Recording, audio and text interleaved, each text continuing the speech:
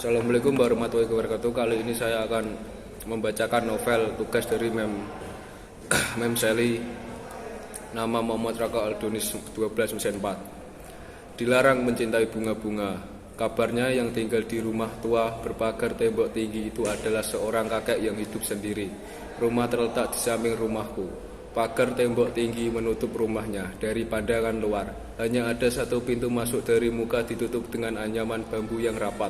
Aku belum melihat kakek itu. Setelah aku coba ke naik pagar tembok melalui sebuah pohon kates di pekaranganku, terbentanglah sebuah pemandangan sebuah rumah Jawa bersih seperti baru yang disapu.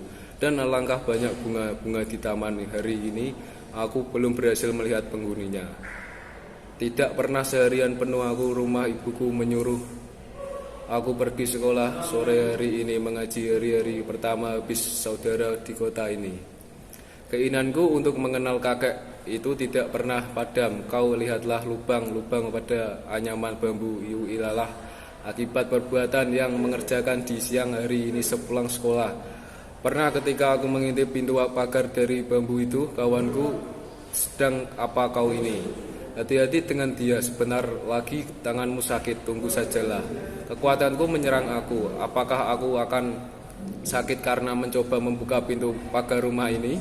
Siapa bilang? Kataku berani. Semua orang dijawab, kau kualat, dia keramat. Aku ditinggalkan berdiri dekat pintu pagar itu. Kekuatanku mendesak-desak aku lari puntang-puting ke rumah ayahku sudah duduk di kursi dengan selembar koran. Aku tenang kembali baru tersadar bahwa tas sekolahku tertinggal di pagar rumah samping itu. Sore hari ini aku memberanikan diri untuk mengambil tas yang tertinggal. Dan tas itu masih di sana. Tidak ada manapun di dunia ini kecuali pintu pagar itu. Sebuah tas berharga dan selamat dari incaran orang. Tentang kejadian ini kawan-kawanku mengatakan tidak seseorang pun berani mengambil sebuah pasti. Sebuah orangnya yang membunuh diri dan upah sebuah tas sekolah. Lebih susah mencari sebuah nyawa daripada sebuah tas sekolah. Tidak satu pun toko yang menjual nyawa, tetapi semua toko menjual tas sekolah tentu saja. Sejak itu niatku untuk mengetahui agak roda menyelidiki dengan mata sendiri berbahaya. Tinggalkanlah aku bertanya pada orang-orang lain. Keterangan itu tidak begitu jelas. Orang mengatakan sekali seminggu ia keluar belanja. Orang untuk mengatakan ia berbelanja sebulan sekali. Orang mengatakan ia mempunyai anak di kota lain. Orang mengatakan ia tidak beristri. Tidak seorang pun tahu pasti tentang dirinya. Barangkali dia antara kawan bermain, hanyalah akulah yang mempunyai keinginan untuk mengetahui lebih banyak tentang kakek itu. Kawan lain sudah tidak acuh lagi, aku tidak bosan bertanya. Selain mereka juga tidak memberikan ketanggapan yang jelas. Mereka akan mengaku dengan mengatakan, biarlah jadi aku cucunya. Pernah pula aku bertanya pada ayahku. Ayahku melemparkan koran dari tangannya dan meninggalkan aku. Untuk apa Jawabnya itu adalah ucapan ayah yang sering kudengar, bertahanlah pada misalnya aku mobil, jangan tentang kakek-kakek sebelah rumah. Aku sendiri saja tidak dengan menginginkanku dengan mengetahui. Tiba-tiba aku mengenalnya dan dekat begini pada musim layang angin bertiup kencang.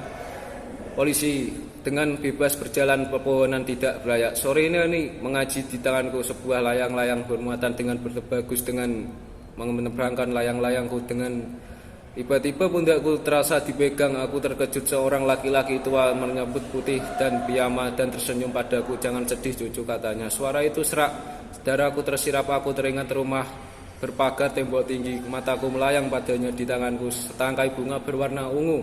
Tubuhku sika menjadi dingin. Yuk.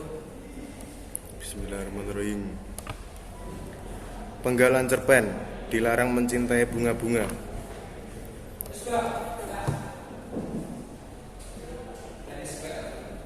Penggalan cerpen. Dilarang mencintai bunga-bunga. Kabarnya yang tinggal di rumah tua berpagar tembok tinggi itu adalah seorang kakek yang hidup sendiri. Rumah itu terletak di samping rumahku. Pagar tembok tinggi dengan anyaman bambu yang rapat.